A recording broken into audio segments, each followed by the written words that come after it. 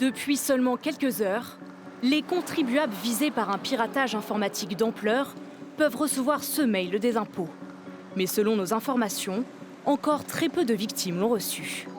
Comme cette retraitée que nous avons identifiée sur un échantillon de ces informations volées. Nous lui apprenons le vol de son numéro de téléphone, son adresse et son revenu fiscal.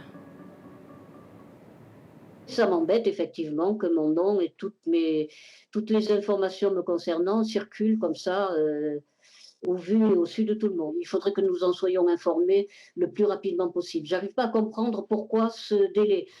Un piratage des services publics parmi beaucoup d'autres. Des ministères, des services de santé et même un établissement pénitentiaire ont été visés. Alors, certains internautes ironisent avec le hashtag France Passoire. On avait France Travail, désormais on a France Passoire. France Passoire n'est plus une blague, c'est devenu une réalité quotidienne.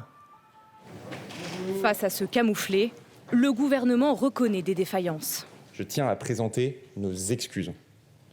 Oui, nos excuses.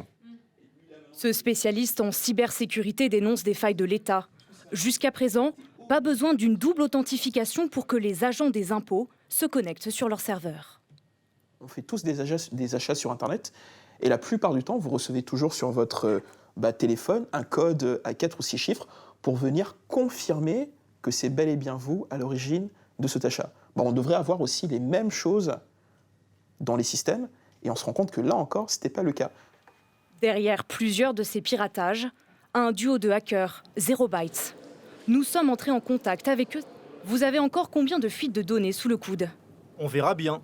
Beaucoup? Ce n'est pas drôle si je le révèle à l'avance. Le parquet de Paris a ouvert une enquête pour extraction frauduleuse de données et association de malfaiteurs.